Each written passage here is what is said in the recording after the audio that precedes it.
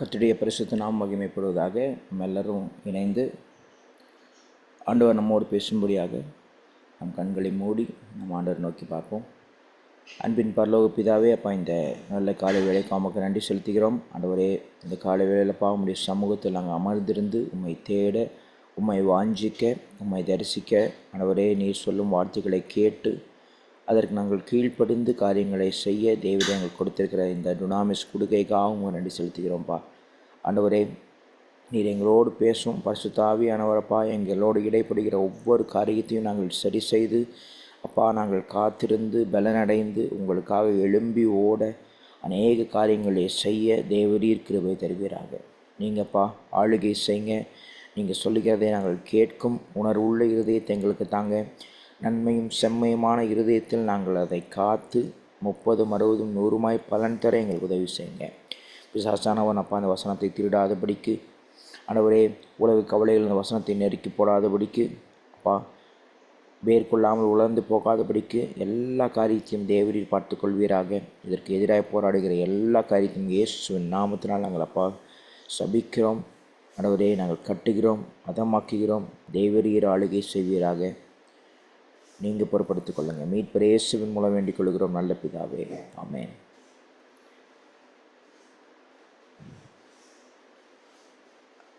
இந்த டுனாமிஸில் ஆண்டவருடைய வசனத்தை அப்பா நம்ம தியானிக்கணும் அப்படின்னு சொல்லி யோசித்து கொண்டிருந்த பொழுது, இதுக்காக கொஞ்சம் நாளாகவே நான் ப்ரேயர் பண்ணிகிட்டு இருந்தேன். பட் ப்ரேயர் பண்ணிகிட்டு இருந்த போதெல்லாம் I did not get a word. ஆண்டவர்கிட்ட ரொம்ப அதிகமாக எனக்கு வார்த்தை கிடைக்கல. நானும் ரொம்ப நேரம் வெயிட் பண்ணேன். ஆக்சுவலாக ஏதாவது ஆண்டவர் எப்பொழுதுமே ஏதோ ஒரு காரியத்தை சொல்லி அதிலேருந்து செய்யும்படி ஏவுவார். சரி, நானும் அதுக்காக ரொம்ப நேரம் வெயிட் பண்ணிகிட்டே இருந்தேன். அப்போ நேற்று வரைக்குமே என்னாச்சுன்னா, அவ்வளோ பெருசாக தனியாக ஒரு வசனத்தையோ இல்லை ஒரு காரியத்தையோ பேசும்படியாக ஆண்டவர் பேசாத பொழுது மைண்ட்லேயே ஏகப்பட்ட குழப்பங்கள் வந்துச்சு. என்ன இது பண்ணணும் அப்படின்னு சொல்லிட்டு. ஆனால் நேற்று தெளிவாக ஆண்டவர் ஒரு சில காரியத்தை பேச ஆரம்பித்தார். அது எப்படின்னா ரொம்ப சேலஞ்சிங்காக இருந்துச்சு. நம்ம இந்த வேர்ஸ் படிச்சிருவோம். இந்த வேர்ஸ் முதல்ல படிக்கும்போது ரொம்ப சாதாரணமாக இருந்துச்சு. அதுக்கப்புறம் தான் ஆண்டவர் அது எவ்வளோ சேலஞ்சிங்கான வேர்ஸ்ன்னு சொல்லி ஆண்டவர் நமக்கு புரிய வச்சார். எனக்கு புரிய வச்சார். ஆண்டவர் நமக்கும் புரிய வைப்பார். இந்த மார்னிங்கில் நம்ம எல்லோரும் திருப்பிக் கொள்வோம். யாத்திராகமம் 34ஆம் அதிகாரம் 2ஆம் வசனம். இது நமக்கு நல்ல பரிச்சயமான, நமக்கு நன்கு தெரிந்த, பலமுறை நம்ம தியானித்திருக்கிற வசனமாக இருக்கலாம். யாத்திராகமம் 34ஆம் அதிகாரம் 2ஆம் வசனம். இந்த வசனம் எப்படி சொல்லுதுன்னா, விடியற் காலத்தில் நீ ஆயத்தமாகி சீனாய் மலையில் ஏறி அங்கே மலை உச்சியில் காலமே என் சமூகத்தில் வந்து நில். இது உங்களுக்கு நல்ல தெரியும். மோசேவே ஆண்டவர் கூப்பிடுகிறார். இதோட பின்னணியும் உங்களுக்கு தெரியும். ஆண்டவர் தன்னுடைய கட்டளை கொடுப்பதற்காக மோசேவை கூப்பிட்றாரு. இது எப்படின்னா செகண்ட் டைம் கூப்பிட்றாரு. முதல் டைம் ஆண்டவர் கூப்பிட்டு எல்லா காரியங்களையும் கொடுத்ததுக்கப்புறம் இஸ்ரவேல் ஜனங்கள் கீழே அவங்க மோசே என்ன ஆனாருன்னு தெரியலன்னு சொல்லி ஆரோன்கிட்ட பொன் கன்றுக்குட்டியை செய்ய சொல்லி அதன் மூலமாக தங்களை பாவத்துக்குட்படுத்தி ரொம்ப அருவருப்பான காரியங்களை செய்து கொண்டிருந்தாங்க. அதை பார்த்த மோசே ரொம்ப கோபமாகி என்ன பண்ணாருன்னா, அதை உடைச்சிட்றாரு. ஆண்டவர் கொடுத்த கற்பலைகளை உடைக்கிறாரு. அதற்கப்புறம் திரும்பி ஆண்டவர்கிட்ட போய் அவரே கேட்குறாரு, இப்படி ஒரு தப்பு செஞ்சுட்டாங்க, நீங்கள் அவங்கள மன்னிச்சிடுங்க, அவங்கள நீங்கள் எதுவும் பண்ணிடாதீங்க, என்ன வேணால் கிறுக்கி போடுங்க அப்படிங்கிற மாதிரி, என்னோடய பேரை வேணால் ஜீவ புஸ்தகத்தில் கிறுக்கி போடுங்கன்னு சொல்கிற அளவுக்கு அவர் போய் ரொம்ப கெஞ்சி இது பண்ணுறாரு. இந்த காரியங்கள்லாம் நமக்கு நல்லாவே தெரியும். ஸோ இந்த வசனத்துலேருந்து ஆண்டவர் நம்மோட என்ன பேசுகிறார் அப்படின்னா, முதல் காரியம், விடியற் காலத்தில். அது ஏன் விடியற் காலத்தில் ஆண்டவர் வர சொன்னார் அப்படின்னு சொல்லி நம்ம யோசிக்கலாம். ஏன்னா விடியற் காலத்தில் பற்றி உங்களுக்கு நல்லாவே தெரியும். அது ஒரு குவைட்டான டைம், ஒரு அமைதியான நேரத்தில் என்ன ஆகும்னா நம்ம மைண்ட் எல்லாமே. இப்போ பொதுவாக ஒரு எக்ஸாம் படிக்கிறவங்களே பார்த்திங்கன்னா மோஸ்ட்லி ஏர்லி மார்னிங் எந்திரிச்சு படிப்பாங்க. நிறைய டைம் என்ன செய்வாங்கன்னா நல்லா தூங்கிட்டு விடியற் காலையில் எழுந்துச்சி படிப்பாங்க. அப்போனா நல்லா மெமரியில் இருக்கும், அது மைண்டு ஃப்ரெஷ்ஷாக இருக்கும். உங்களுடைய பாடி வந்து எல்லாமே ஒரு காமாக கம்போஸ்டாக இருக்கும் மார்னிங். அந்த நேரத்தில் ஆண்டவரோடு நீங்கள் டைம் ஸ்பெண்ட் பண்ணுறது ரொம்ப ஈஸியாக இருக்கும். அதாவது உங்களுடைய ஆவியும் ஆண்டோடைய பரிசுத்தவாவியும் இணைகிறது, அந்த பிளெண்ட் ஆகிறது ரொம்ப ஈஸியாக இருக்கும். அப்படிங்கிறதுக்காக விடியற் காலங்கிறது நமக்கு நல்லா தெரிந்தபடி குவைட் டைம். அதில் ஒரு சில காரியங்களை மட்டும் நான் சொல்ல விரும்புகிறேன். சங்கீதம் 119 147 சொல்கிறது, அதிகாலையில் நான் எழுந்து சத்தமிட்டேன், உம்முடைய வசனத்துக்கு காத்திருக்கிறேன். சங்கீதக்காரனுடைய ஆசை, சங்கீதக்காரனுடைய தேடல் எப்படின்னா, தன் படுக்கையின் மேல் இருக்கும் பொழுதும் ஆண்டவருடைய வசனங்கள் நினைத்து பார்க்கிறான். காலையில் ஆண்டவர் என்ன பேசுவார் அப்படிங்கிறதுக்காக எழுந்து புறப்பட்டு ஆவலாக போய் அவருடைய சந்நிதியில் நின்று அது வசனத்திற்காக காத்திருக்கிறான். நம்ம பலமுறை தியானித்தபடி சவுல் தன்னை துரத்தும் பொழுது கூட தன்னுடைய பெற்றோர்களை இன்னொரு ராஜாவிடம் அந்த ஒரு இடத்துல தங்க வைத்துட்டு சொல்கிற காரியம் என்னென்னா, கர்த்தர் என்னை எப்படி நடத்துவார் என்று நான் அவரிடத்தில் அறியும்படி, அதாவது கர்த்தரிடத்தில் அறியும்படி நான் வந்து இருப்பேன், அந்த காத்திருப்பேன், அந்த டைம் வரைக்கும் இவங்களை இங்கே பத்திரமா வச்சுக்கோங்கன்னு. ஸோ கர்த்தர் பேசுகிறதை கர்த்தரிடத்திலிருந்து பெற்றுக்கொள்ள வேண்டும் என்று ரொம்ப விரும்பின தாவீது பின்பற்றின நிறைய காரியங்களில் ஒன்று அதிகாலையில் அவருடைய வசனத்திற்காக காத்திருக்கிறது. அது மட்டும் இல்லை, அதிகாலையில் அவருடைய கிருபைக்காக காத்திருக்கிறது. சங்கீதம் 143 8 இப்படியாக சொல்கிறது, அதிகாலையில் உமது கிருபையை கேட்க பண்ணும், உம்மை நம்பியிருக்கிறேன், நான் நடக்க வேண்டிய வழியை எனக்கு காண்பியும், உம்மிடத்தில் என் ஆத்துமாவை உயர்த்துகிறேன். காலையில் வந்து it's the starting of the day. அதில் ஆண்டோடைய கிருபையை பெற்றுக்கொண்டு அவர் சொல்லுகிறத பாருங்கள், உம்முடைய கிருபையை கேட்க பண்ணும், நான் நடக்க வேண்டிய வழியை எனக்கு காண்பியும். நம்ம என்ன பண்ணணும் அப்படிங்கிறத ஆண்டவர்கிட்ட பேசி பண்ணணும். அதிகாலை வேலை ரொம்ப கரெக்டான ஒரு ஆப்டான டைம் அப்படின்னு சங்கீதக்காரன் நன்றாகவே அறிந்து வைத்திருந்தார். இது சங்கீதக்காரன் மட்டுமா அப்படின்னா இல்லை, நீங்கள் பழைய ஏற்பாடு நிறைய நீங்கள் படித்து பார்த்தாலும் தெரியும். யாக்கோபும் அதிகாலையில் எழுந்திரிச்சு அந்த தலைக்கு கல்லாக வைத்திருந்த அந்த தூணுக்கு அந்த அபிஷேகம் பண்ணுகிறார். இன்னும் நிறைய பேரை நீங்கள் பார்க்க முடியும். நிறைய சம்பவங்கள் அதிகாலையில் எந்திரிச்சு ஆண்டவரை தேடினாங்க அப்படிங்கிற மாதிரி நீங்கள் பார்க்க முடியும்.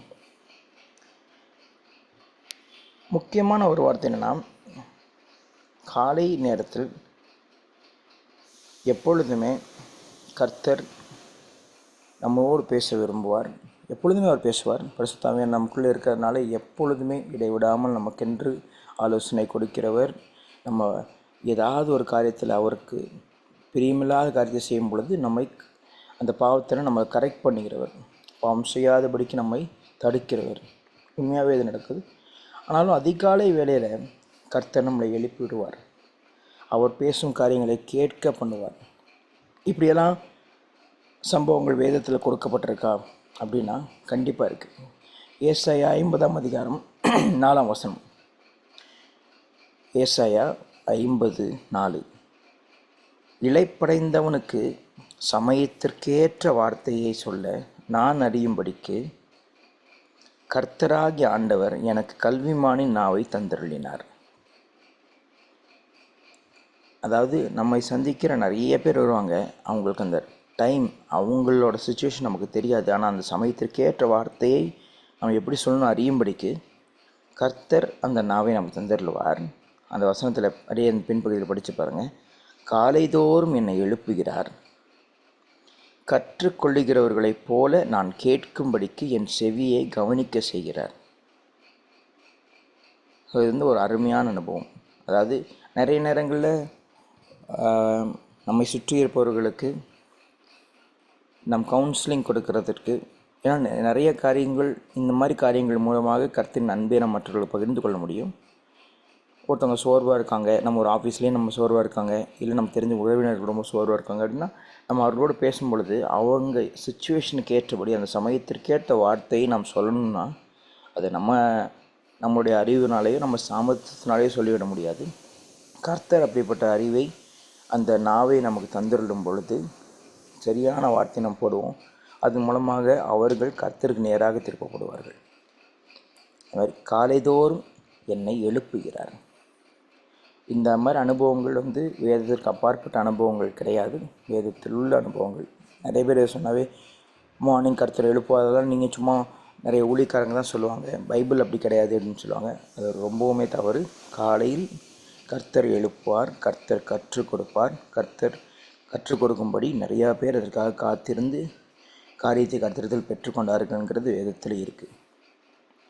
இன்னும் ஒரு படி மேலே போய் எப்பொழுதுமே மோசேவாக இருக்கட்டும், எலியாவாக இருக்கட்டும், பெரிய பெரிய தீர்க்கதரிசிகளாக இருக்கட்டும், இல்லை ஏசாயாவாக இருக்கட்டும், நம்ம பார்க்குறது ரொம்ப அதை விட ரொம்ப அதிகமாய் நமக்கென்று ஜீவனையே கொடுத்த நம்முடைய ஆண்டவர் அவர் எப்படி பண்ணினார் அப்படின்னு பார்த்தீங்கன்னா, இது நல்லா தெரிஞ்ச வசனம் நமக்கு. மார்க் 1:35. அவர் அதிகாலையில், மார்க் 1:35, அவர் அப்படின்னா இந்த இடத்துல இயேசு, அவர் அதிகாலையில் இருட்டோடு எழுந்து புறப்பட்டு வனாந்தரமான ஒரு இடத்திற்கு போய் அங்கே ஜெபம் பண்ணினார். அதிகாலையில் எழுந்திரிச்சார், இருட்டோடு எழுந்து புறப்பட்டு போகிறார். ஏன்னா அதிகாலைங்கிறது என்ன அப்படிங்கிறதுக்கான டெஃபினேஷன் கிளியராக இருட்டோடுன்னு போட்டிருக்கு. While still it was dark,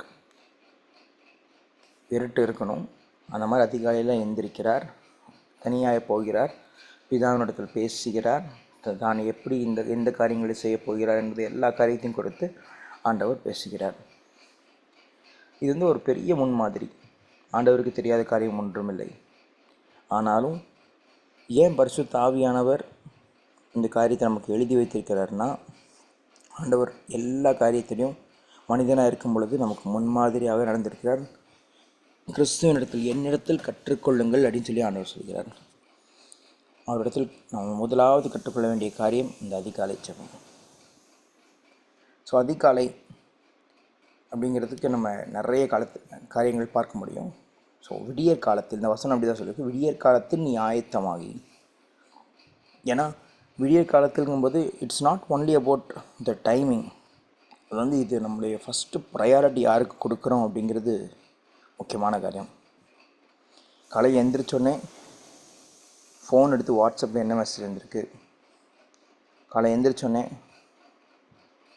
phone எடுத்து ஏதோ முக்கியமான காரியங்கள் இருக்கா அப்படின்னு நம்ம பார்க்க, நம்ம மைண்டு கரெக்டாக பார்க்க தோணும்.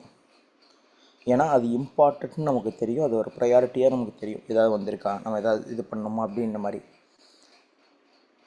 அதை விட முக்கியமாக காலை எந்திரிச்சோடனே நம்ம ஆண்டவரை தேடணும், ஆண்டவர் சமூகத்துக்கு போகணும். ஆண்டவர் நம்ம கற்றுக் கொடுப்பார், அவர் நம்ம எழுப்புவார் என்ற காரியங்கள் அவருக்கு நம்ம ஃபஸ்ட்டு ப்ரையாரிட்டி கொடுக்குறோன்னு அர்த்தம்.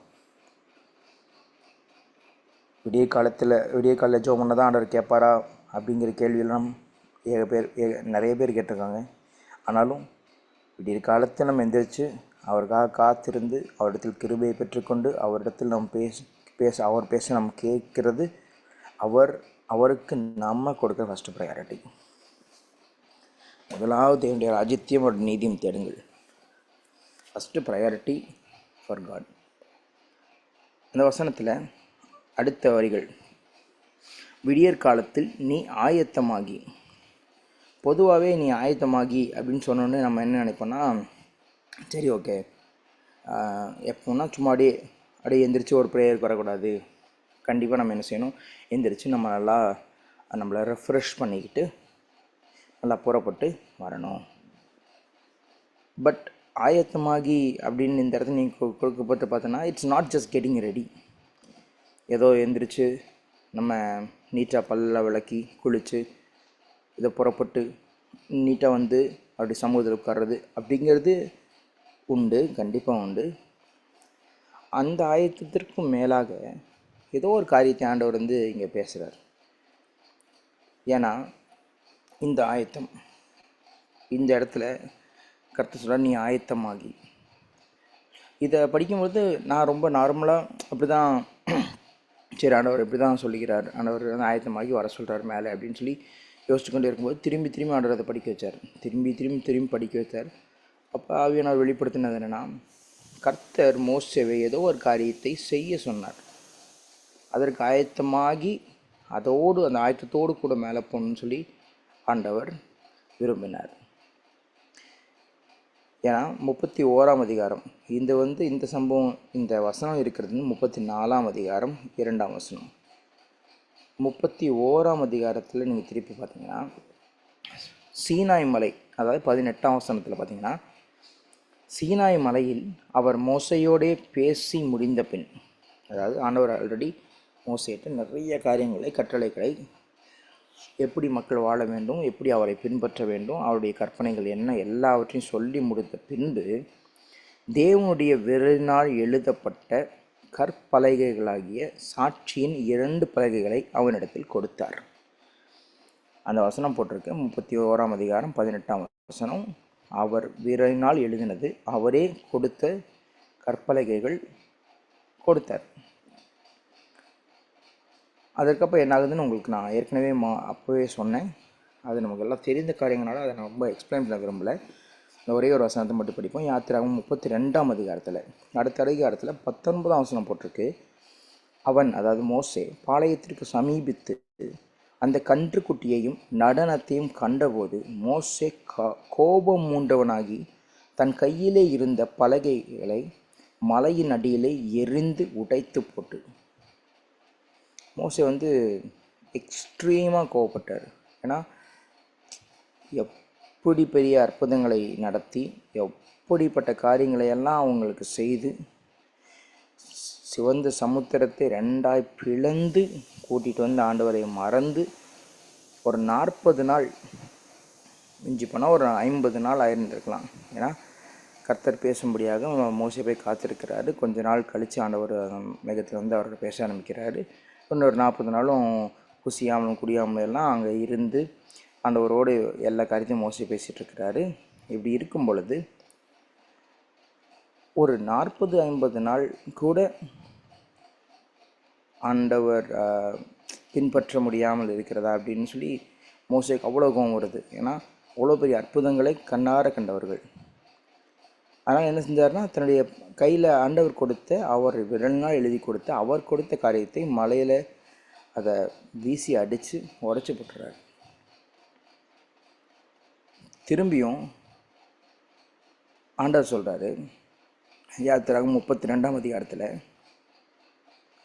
19ஆம் வசனம், 34ஆம் அதிகாரம் 32ஆம் 19 வசனத்தில் உடைத்து போடுகிறார். 34ஆம் அதிகாரத்தில் முதல் வசனம் என்ன சொல்கிறாருன்னா, கர்த்தர் மோசையை நோக்கி, முந்தின கற்பலகைகளுக்கு ஒத்த 2 கற்பலகைகளை இழைத்துக்கொள். நல்லா கவனிங்க. முன்னாடி எப்படி ஆண்டவர் கொடுத்தாரோ அந்த கற்பலகைகளுக்கு ஒத்த 2 கற்பலகைகளை இழைத்துக்கொள். கற்பலகைகளை இழைத்துக்கொள்ளணும்னா கல்லில் செதுக்கி அந்த ஷேப்பு கொண்டு போகணும். நீ உடைத்து போட்ட முந்தின பலகைகளில் இந்த வார்த்தைகளை அவைகளில் எழுதுவேன். அதாவது ஆண்டவர் அப்படியே சொல்லி என்ன எழுதி கொடுத்தாரோ அதே காரியத்தை நான் எழுதி கொடுக்குறேன். ஆனால் இந்த டைம் என்ன செய்கிறாருன்னா, மோசேக்கு ஒரு டாஸ்க் கொடுக்குறாரு. அந்த கற்பலகைகளை நீ இழைத்து கொண்டு வரணும். அதுக்கப்புறம் தான் இந்த வசனம் வருது. அதாவது 2ஆம் வசனம் நான் படித்தது, விடிய காலத்தில் நீ ஆயத்தமாகி. ஸோ மார்னிங்கே வரணும், ஏர்லியாக வரணும். ஸோ மோசேக்கு ஒரு காரியத்தை ஆண்டவர் சொல்லியிருக்காரு, அதை முடிச்சுட்டு ஆண்டவர் சமூகத்தில் போய் அவர் நிற்கணும் ஆயத்தமாகி. ஆண்டவர் சமூகத்தில் போயிட்டு, ஆண்டவரே சாரி, எனக்கு ரொம்ப பிஸியாக இருந்துச்சு, ஸோ என்னால் அந்த காரியத்தை செய்ய முடியல, அது வேறு கல்லில் ரொம்ப செதுக்கி இதெல்லாம் பண்ணணும், it will take longer time, இது நீங்கள் நினைக்கிற மாதிரி ரொம்ப ஈஸி கிடையாது, கொஞ்சம் டைம் ஆகும், இல்லை எனக்கு இன்னும் கொஞ்சம் டைம் வேணும், நாளைக்கு இல்லைன்னா நாளான்னைக்கு வேணால் உங்கள் சமூகத்துக்கு வரட்டா, அப்படியெல்லாம் எந்த ஒரு காரியமும் எந்த ஒரு எக்ஸ்கியூஸும் மோசேயினிடத்திலிருந்து வரவில்லை. ஆண்டவர் கேட்டபடியே கற்பலகைகளை இழைத்து கொண்டு மேலே போகிறார்.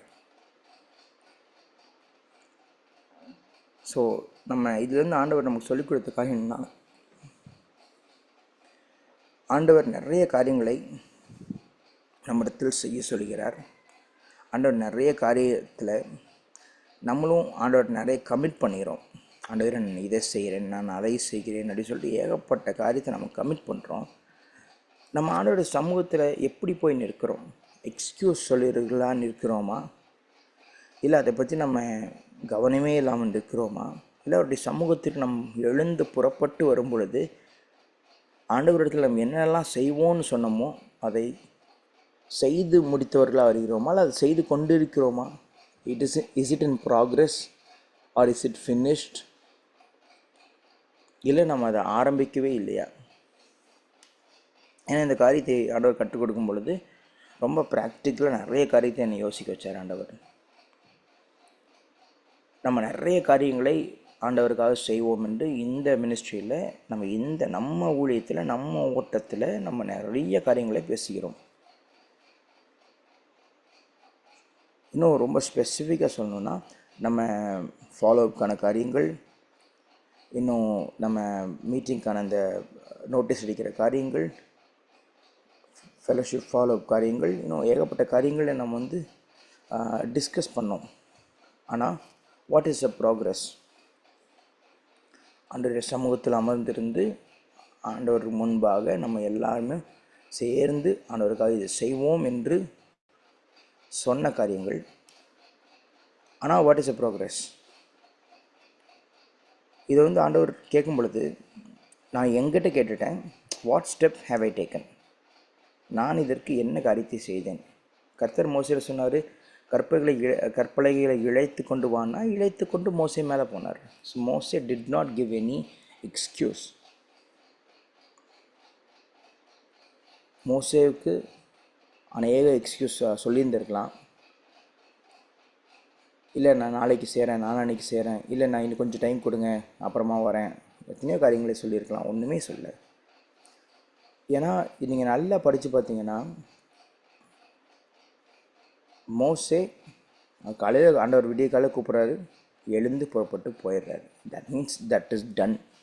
கர்த்தர் அவருக்கு சொன்ன காரியத்தை செய்து முடித்து அந்த ஆயத்தத்தோடு போய் நிற்கிறார். ஏன்னா ஆயத்தமாகி போனால் அங்கே போய் பேசுவாருன்னா, கற்பலைகள் இல்லாமல் போய் நின்று ஆண்டவரை நீங்கள் பேசுங்க, நீங்கள் வேணால் கொஞ்சம் ஹெல்ப் பண்ணுங்களேன்னு சொல்லலை. அதுக்கு ஆயத்தமாகி ஆண்டவர் பேசுவார், அவர் எழுதி கொடுப்பார். ஏன்னா தன் கை விரல்னால் அவர் எழுதி கொடுக்க போகிறார். அது அவருக்கு தெரியும் மோசேக்கு. அதை ப்ரிப்பேர் பண்ணிட்டு மேலே போகிறார். ஸோ நம்ம சிந்தித்து பார்ப்போம். இதை சொன்ன உடனே நிஜமாக நான் சொல்கிறேன், கர்த்தருடைய சந்நிதியில் சொன்ன உடனே நான் என்னென்ன காரியத்திற்கு சொன்னேனோ உடனே நான் கால் பண்ண ஆரம்பித்தேன். நேற்று ஒரு 9:30 இருக்கும்னு நினைக்கிறேன் நைட். நான் கால் பண்ண ஆரம்பித்தேன் ஒவ்வொருத்தவங்களுக்கா. இந்த காரியத்தை நான் சொன்ன காரியத்தை நான் என்ன செய்ய வேண்டியது இருந்தாலும் அதற்காக நான் கால் பண்ண ஆரம்பித்தேன். நான் என்னால் அது ஸ்டாப் பண்ண முடியல. ஏன்னா பரிசுத்த ஆவியானவர் உந்தி தள்ளினார். ஒரு காரியத்தை செய்ய சொன்னால் நம்ம செய்யணும், ஆண்டவருக்கு கீழ்ப்படியணும் அப்படின்னு சொல்லிட்டு ரொம்ப புஷ் பண்ணார். உடனே நான் அதை செய்ய ஆரம்பித்தேன். ஸோ நம்ம எந்த அளவுக்கு ஆயத்தமாகி ஆண்டவருடைய சமூகத்தில் இருக்கிறோம்? நிறைய காரியங்கள் நம்ம சொல்லுகிறோம், நிறைய காரியங்கள் கர்த்தர் நம்மகிட்ட பேசுகிறார். பட் எத்தனை விஷயம் நம்ம ஆயத்தத்தோடு அவருடைய சமூகத்தில் வருகிறோம்? சிந்தித்து பார்ப்போம். இந்த வசனம் சொல்கிறது, விடியற் காலத்தில் நீ ஆயத்தமாகி சீனாய் மலையில் ஏறி அங்கே மலையின் உச்சியில். யோசிச்சு பாருங்கள், இது ஏதோ it's not an ordinary thing. அப்படியே ஆண்டவர் என்ன சொன்னார்னா, அப்படியே சரிப்பா வீட்டில் நடி கிளம்பி முன்னாடியே பக்கத்தில் இருந்த சர்ச்சுக்கு போய் நில்லு அப்படிங்கிற மாதிரிலாம் சொல்ல. அந்த ஆசிரியப்பு கூடாரத்துக்கிட்ட போய் நில்லு, இல்லை உங்கள் வீட்டு பக்கத்தில் ஒரு கூடாரம் போட்டு அங்கே நில்லு, இல்லை ஒரு பக்கத்துலேயே ஒரு இடத்துக்கு நில்லு அப்படின்லாம் சொல்ல. நல்லா கவனிச்சு பாருங்கள். சீனாய் மலையில் ஏறி அங்கே மலையின் உச்சியில். நீங்கள் ப்ராக்டிக்கலாக யோசிச்சு பாருங்கள். நீங்கள் இப்போ கூட நம்ம கொடைக்கானல்லாம் போனோம், அந்த மலைகளை பார்த்தோம். ஓகே, கொடைக்கானல் மலையெல்லாம் கூட நீங்கள் யோசிச்சு பார்க்க வேணாம். சின்ன ஒரு குன்று, ஏதாவது ஒரு குன்று இருந்தால் யோசிச்சு பாருங்கள். அந்த குன்றை நம்ம ஏறி உச்சிக்கு போகிறதுக்கு எவ்வளோ நேரமே யோசிச்சு பாருங்கள். ஸோ கற்பலகைகளை தூக்கி கொண்டு அந்த குன்று மேலே, அந்த மலை மேலே, மலை உச்சி மேலே மோசேவை ஆண்டவர் வர சொல்லியிருக்கார். இது ஆண்டவர் என்ன கற்றுக் கொடுத்தார்னா, நம்மளோட காரியத்தில் ஆண்டவருக்கென்று நாம் செய்யக்கூடிய காரியத்தில் எந்த ஒரு புஷ்ஷும் இல்லாமல், எந்த ஒரு அவுட் சைட் மோட்டிவேஷனும் இல்லாமல் நம்மளாகவே ஆண்டவருக்கென்று நிறைய காரியங்களே செய்யணும். அதாவது without any one's push or motivation we have to make or take tasks what God has assign to us. இந்த எக்ஸாக்ட் வேர்ட்ஸ் தான் நான் அப்படியே எழுதி வச்சுருந்தேன். Don't expect others to motivate you to come to his presence and to not expect others to carry your cross and help you on your way. நீ செய்ய வேண்டிய காரியங்களை நீயே செய்ய வேண்டும். ஆண்டவர் உன்னை மலையில் வந்து நிற்க சொன்னார்னா, கர்த்தருடைய சமூகத்தை வந்து நிற்க சொன்னார்னா, ஒரு காரியத்தை செய்ய சொன்னார்னா, அநேகரை கை காட்டி விட்டு நம்ம போகாமல் நம்ம ஆண்டவருக்கு எப்படி அதை செய்யணும், கரெக்டாக செய்யணுங்கிறத பார்த்து மற்றவங்களோட மோட்டிவேஷன் இருக்கோ இல்லையோ, இல்லை மற்றவங்களுடைய புஷ் இருக்கோ இல்லையோ, எதற்குமே நம்ம கவலைப்படாமல் நம்மளே நம்ம புஷ் பண்ணி அவனுடைய சமூகத்தில் போய் நிற்க வேண்டும். நமக்கு நிறைய கஷ்டங்கள் இருக்கலாம், நிறையா சோர்வுகள் வரலாம், நிறைய காரியங்கள் இருக்கலாம். ஆனாலும் அதெல்லாம் தள்ளிட்டு நமக்கென்று பேர்டன் இருக்கலாம். ஒரு சில காரியங்கள் இருந்தாலும் அதை சுமந்து கொண்டு நம்ம கண்டிப்பாக அவருடைய போய் நம்ம நிற்கணும். அந்த வார்த்தை எனக்கு ரொம்ப வித்தியாசமாக இருந்துச்சு. ஏன்னா to not expect others to carry your cross and help you on your way. உன் சிலுவையை நீ சுமந்து கொண்டு வர வேண்டும், உன் சிலுவையை மற்றவர்கள் சுமந்து கொண்டு உனக்காக செய்வார்கள் என்று எதிர்பார்க்காதே அப்படிங்கிற மாதிரி ஆண்டவர் சொன்னார். இது கொஞ்சம் ரொம்ப வித்தியாசமாகவே இருந்துச்சு. But it was very straight. It is only you and him. அதனால தான் ரட்சிப்பு உங்களுக்கு கொடுக்கப்பட்டது ஒரு மாஸ் கேதரிங்கில் எல்லாத்துக்கும் சேர்ந்து ரட்சிப்பு ஆண்டவர் கொடுக்கல. தனிப்பட்ட விதத்தில் உங்களிடத்தில் ஆண்டவர் ரட்சிப்பை கொடுத்தார். தனிப்பட்ட விதத்தில் உங்களை சந்தித்து வாழ்க்கையில் உங்கள் மாற்றத்தை ஏற்படுத்தினார். தனிப்பட்ட விதத்தில் ஆண்டவர் உங்களுக்காக காரியங்களை செய்தார். அப்படி இருக்கும் பொழுது ஆண்டவருக்கென்று நம்ம காரியங்களை செய்யும் பொழுது தனிப்பட்ட விதத்தில் நம்ம மூவ் பண்ணுறதுக்கு தயங்காமல், கவலைப்படாமல், இல்லை மற்றவர்கள் பண்ணட்டும், இல்லை மற்றவங்களை என்னை புஷ் பண்ணணும், மற்றவங்களை என்னை மோட்டிவேஷன் பண்ணணும், இப்படியெல்லாம் பண்ணால் தான் நான் பண்ணுவேன் அப்படின்னா it is actually not correct. நமக்கென்று சிலுவையின் பாதைகள் இருக்க தான் செய்யும், நமக்கென்று பாடுகள் இருக்க தான் செய்யும். அனுதினமும் நம் சிலுவையை எடுத்துக்கொண்டு தான் நாம் நடக்கணும். மற்றவர்கள் நம்முடைய சிலுவையை சுமந்து கொண்டு நமக்காக வர முடியாது. It is our cross. நம்ம சுமந்தே ஆக வேண்டும். யோசிச்சு பாருங்களேன். நீங்கள் நினைக்கலாம், ஈவன் எலியா கூட அவருக்கே ஒரு புஷ் தேவைப்பட்டுச்சே, மோசேக்கே ஸ்டார்டிங் போகும்போது ஒரு புஷ் தேவைப்பட்டுச்சே, கிதியோனுக்கு ஒரு புஷ் தேவைப்பட்டுச்சே, எல்லாரும் அடையாளம் கேட்குறாங்களே, பனி அங்கே பெய்யணும், பனி இங்கே பெய்யணும், தோல் மேலே பெய்யணும், எத்தனையோ காரியங்கள் கேட்டாங்களே. மோசே திக்குவாக இருக்கேன், மந்தனாவாக இருக்கேன். ஸ்டார்டிங்கில் ப்ராப்ளம்ஸ் இருந்திருக்கலாம். பட் ஆண்டவர் புஷ் பண்ணி தள்ளும் பொழுது நம்ம ஆண்டவருடைய வேகத்துக்கு ஓடணும். ஆண்டவர் சொல்லுகிற காரியத்தை செய்யணும். ஏன்னா முற்காலத்தில் நம்மளும் அப்படி தான் இருந்தோம். ஆண்டவர் சொல்லிக்கிறதெல்லாம் உடனே கேட்போம், உடனே செய்வோம், உடனே ஆண்டவருக்குன்ற ப்ரையாரிட்டி கொடுப்போம்னு சொல்லி இருந்தோமான்னா எனக்கு தெரிந்து அப்படி இருந்திருக்க வாய்ப்பில்லை.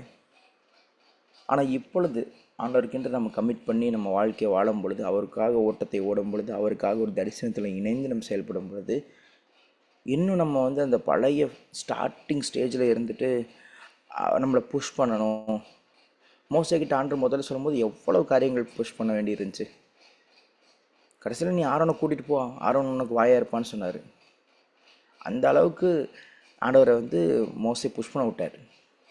எனக்கு திக்குவாய் அது இதுன்னு சொன்னார். பட் அதற்கப்புறம் பாருங்கள், ஆண்டவர் கற்பலைகளை எடுத்துக்கொண்டு மலையின் உச்சிக்கு மேலே நடந்து வானா வந்தார். ஸ்டார்டிங்கில் இஷ்யூஸ் இருக்கலாம் ஆண்டவர் புஷ் பண்ணும் பொழுது. ஏன்னா அந்த டைம் நம்முடைய ஃபெய்த் இல்லாட்டி நம்முடைய ஸ்பிரிட் அந்த லெவலுக்கு நம்ம அதுக்கு கொடுக்க வேண்டிய பர்சன்டேஜ் அதிகமாக கொடுக்காம நம்ம மாம்சத்துக்கு அதிகமாக பர்சன்டேஜ் கொடுக்கறனால, அது நம்ம டிசையர் மாம்சத்தில் ஒட்டி இருப்பதுனால நிறைய நேரத்தில் பண்ண முடியாமல் போகும். ஆனால் நல்லா ஓட ஆரம்பித்து நம்ம ஓடிக்கொண்டு இருக்கும் பொழுது திரும்பியும் நான் ஃபஸ்ட் ஸ்டேஜுக்கு போயிட்டு முதல்லேருந்து என்னை புஷ் பண்ணி கொண்டு வாங்க அப்படின்னு சொல்லி நம்ம ஆண்டவர்கிட்ட சொல்ல நினைக்கக்கூடாது. ஆண்டவரும் அப்படின்னு நம்ம எதிர்பார்க்கறது இல்லை. இப்பொழுது நம்ம ஓடுகிறவர்கள். கடைசி பகுதி அந்த வசனத்தில் விடியற் காலத்தில் நம்ம பார்த்தோம், நம்ம ஆயத்தமாகிறது குறித்து நம்ம பார்த்தோம். சீனாய் மலையில் ஏறி அங்கே மலையுச்சியின் மலையுச்சியில் அது வரைக்கும் பார்த்தோம். காலமே என் சமூகத்தில் வந்து நில், என் சமூகத்தில் வந்து நில் அப்படின்னா கம் டு மை ப்ரெசன்ஸ். இது அவ்வளோ பெரிய கஷ்டமான காரியமா அப்படின்னா அவ்வளோ பெரிய கஷ்டமான காரியம் இல்லை தான். ஆனாலும் நாட் இன் எவ்ரி சுச்சுவேஷன், எல்லா நேரத்திலும் எல்லா காரியத்திலும் எப்படிப்பட்ட சூழ்நிலை இருந்தாலும் நம்ம கர்த்தருடைய சமூகத்தை வந்து இருப்போமா அப்படின்னா it is a very big question mark. எந்த மாதிரி காரியங்கள் கர்த்தருடைய சமூகத்தை வந்து நம்ம நிற்காமல் நம்ம தடுக்கிறது அப்படின்னா நீங்கள் ப்ராக்டிக்கலாக யோசிச்சு பார்த்தீங்கன்னா, ஒன்று வேர்ல்ட்லி ப்ரெஷர், உலக அழுத்தங்கள், ஏகப்பட்ட அழுத்தங்கள் இருக்கலாம். ஃபேமிலியில் இருக்கலாம், உங்கள் ரிலேஷன்ஷிப்பில் இருக்கலாம், உங்கள் வேலையில் இருக்கலாம், இல்லை எந்த காரியத்தில் இருந்தாலும் சரி. வேர்ல்ட்லி ப்ரெஷர்ஸ் இல்லாட்டி வேர்ல்ட்லி ப்ளஷர்ஸ், ஒன்று ப்ரெஷர் இல்லாட்டி ப்ளஷர், ரெண்டுமே அவருடைய சமூகத்திலிருந்து நிற்பதை தடை செய்யலாம். இன்னொரு முக்கியமான காரணம் வந்து டயர்ட்னஸ். 2 விதமான சோர்வு, ஒன்று மாம்ச சம்பந்தமான சோர்வு, இன்னொன்று ஆவியில் வருகிற சோர்வு. அந்த ஆவியில் வருகிற அந்த ட்ரைனஸ் இன் ஸ்பிரிட், அதுக்கு முக்கியமான காரணம் வந்து என்னென்னா, we are not filled with God's word enough in our spirit. கர்த்தருடைய வார்த்தைகளால் இன்னும் அது நிரப்பப்படலை, இன்னும் அதிகமாக நிரப்பப்படலை. அதிகமாக நிரப்பப்படும் பொழுது அந்த வார்த்தை நம்ம உயிருள்ளவனாக்கும் ஜீவனுள்ளவனாக்கும். ஏன்னா மாம்சத்தை ஆவியை உயிர்ப்பிக்கிற வார்த்தைகள். கர்த்தருடைய வார்த்தைகள் சாதாரண வார்த்தைகள் அல்ல, அது நம்மை உயிர்ப்பிக்கிற வார்த்தைகள். ஸோ ட்ரைனஸ் இன் ஸ்பிரிட், நமக்கு அப்படி ஒரு சோர்வு இருக்கும் பொழுது, ஆவிக்குரிய சோர்வு இருக்கும் பொழுது முதல்ல நம்ம செய்ய வேண்டியது என்னென்னா, சரி இன்னும் கொஞ்ச நாள் பைபிள் வாசிக்க வேண்டாம், இன்னும் மண்டேலேருந்து வாசிக்கலாம், நான் அன்னைக்கிலேருந்து வாசிக்கலாம், இன்றைக்கிலேருந்து வாசிக்கலாம்னு சொல்லிட்டு to not postpone, but just do it that moment. அப்போவே ஆண்டவர் வார்த்தைகளால் உங்கள் மனதை நிரப்புங்க, உங்களை நிரப்புங்க. ஆண்டவர் பெரிய காரியங்களை செய்வார். ஸோ நம்ம பார்த்த எல்லா காரியங்களும் ஒரு சின்ன ரீகேப் பண்ணிட்டு நம்ம ஆண்டவர்கிட்ட ஒப்பு கொடுக்க போகிறோம். விடியற் காலத்தில் அதிகாலையில் ஆண்டவரை தேடணும், அவருடைய கிருபையை நாடணும். அவர் நமக்கு நடக்க வேண்டிய வழியை அவர் சொல்லித் தரும்படி நம்ம காத்திருக்கணும். நம்மக்கிட்ட வர அநேகரை கர்த்தருக்கு நேராக நடத்தும்படி, அந்த சமயத்திற்கேற்ற வார்த்தையை சொல்லும்படி கர்த்தர் எப்படி நமக்கு அந்த காரியத்தை கற்றுக் கொடுப்பார். காலையில் அவர் எழுப்பும் பொழுது நம்ம எந்திரிக்கணும், அவருக்கு நாம் கற்றுக்கொள்கிறணும். அதுக்கேற்ற செவியை நமக்கு ஆண்டவர் கொடுக்கணும், நாவை கொடுக்கணும். ஆயத்தமாகி அதில் என்ன பார்த்தோன்னா, it is not just getting ready. சாதாரணமாக ஆயத்தமாகி வருகிறது அல்ல. ஒரு காரியத்தை நம்ம இடத்துல ஆண்டவர் கொடுத்து அதை செய்ய சொன்னால் அதை செய்து முடித்து போய் அங்கே நிற்கணும். அட்லீஸ்ட் அந்த காரியத்தை ஒரு நாளில் செய்ய முடியாதுன்னா there should be a progress. இந்த காரியத்தை செய்திருக்கிறேன் ஆண்டவரேன்னு ஆண்டவர்கிட்ட அவர் சமூகத்தில் போய் நின்று நம்மளால் பேசுகிறவர்களாக இருக்கணும். எக்ஸ்கியூஸ் சொல்லுகிறவர்களாகவே இருக்கக்கூடாது. ஆண்டவர் அறிவார், நம்முடைய சூழ்நிலைகளை ஆண்டவர் அறிவார், நம்முடைய எல்லா காரியத்தையும் ஆண்டவர் அறிவார். ஆனாலும் நாம் ஆயத்தமாகி அவரிடம் செல்லணும். அடுத்தது, சீனாய் மலையின் மேல் ஏறி மலை உச்சிக்கு போகணும். அதாவது without any one's push or motivation we should take or make some tasks for God what has assigned to us. அதே மாதிரி we should not expect others to carry our cross and help us on like in our way. அதாவது மற்றவர்கள் நமக்கென்று சிலுவை சுமக்க வேண்டும் என்று நம்ம நினைக்கவே கூடாது. எலியாவை போல, மோசேவை போல என்று நம்ம உதாரணங்கள் சொல்லாமல், ஆரம்பத்தில் பிரச்சனைகள் இருந்தாலும் எப்படி மோசே இப்போ போய் நிற்கிறார், அந்த மாதிரி நம் ஆரம்ப நிலையில் இருப்பவர்களாகவே இருந்து விடக்கூடாது. கர்த்தருக்கென்று ஓடுகிற நிலையில் இருக்கணும். அடுத்தது அவர் சமூகத்துக்கு வந்து நிற்கணும். உலக கவலையோ இல்லாட்டி உலக சிற்றின்பங்களோ இல்லை சோர்வோ, ஆவிக்குரிய சோர்வாக இருந்தாலும் சரி, இந்த காரியங்கள் கர்த்தர் சமூகத்திற்கு உங்களை வரவிடாமல் தடுக்க நம்ம வைக்கக்கூடாது. ஸோ இந்த காரியங்கள் தான் ஆண்டவர் நம்ம கற்றுக் கொடுத்திருக்கிறார். நம்ம ஒரு விஷயம் கண்களை மூடி ஆண்டவர்கிட்ட ஜெபித்து நம்மளை ஒப்பு கொடுப்போம். பரலோக பிதாவே, அப்பா, இந்த நல்ல காலை வேலைக்காக நமக்கு நன்றி செலுத்துகிறோம். தேவரே, எங்களோட பேசின ஒவ்வொரு வார்த்தைகளும் ஆண்டவரே எங்களுக்கு ரொம்ப சேலஞ்சிங்காக இருந்துச்சுப்பா. ஆண்டவரே, இந்த காரியங்களை நாங்கள் அப்பா உண்மையாக கருத்தாக எடுத்துக்கொண்டு விடியற் காலத்தில் உம்மை தேடவும் உம்மை நாடவும் அப்பா, மற்றவர்களுக்காக நீர் எங்களுக்கு சொல்லும் வார்த்தைகள் நாங்கள் கேட்கவும் உங்களுடைய சமூகத்தில் வந்து அமர்ந்திருக்க உதவி செய்யுங்க. ஆண்டவரே, நாங்கள் ஆயத்தமாக உதவி செய்யுங்க. ஆண்டவரே, நீர் எத்தனையோ காரியங்கள் நாங்களே ஆண்டவரை முடிவு செய்தோம், உங்களிடத்தில் சொன்னோம். அதை நாங்கள் செய்வோம் என்று சொன்னதை நாங்கள் செய்ய எங்களுக்கு பலன் தாரும், எங்களுக்கு கிருபை தாரும். எங்களுடைய சுயத்தினால் நாங்கள் ஒன்றும் செய்ய முடியாதுப்பா. எங்களுக்கு அந்த பலனை, கிருபை, சத்துவத்தை, அந்த புஷ் நீங்கள் தாங்கப்பா. ஆண்டவரே, எந்த விதமான எக்ஸ்டர்னல் மோட்டிவேஷன் இல்லாமல் யார் சொன்னாலும் சொல்லாவிட்டாலும் இந்த காரியத்தை உங்களுக்கென்று நாங்கள் செய்ய, நாங்கள் ஓட, எக்ஸ்கியூஸ் சொல்லாதவர்களாக இருக்க, எங்களுடைய சிலுவையை நாங்கள் சுமக்க எங்களுக்கு உதவி செய்யுங்கப்பா.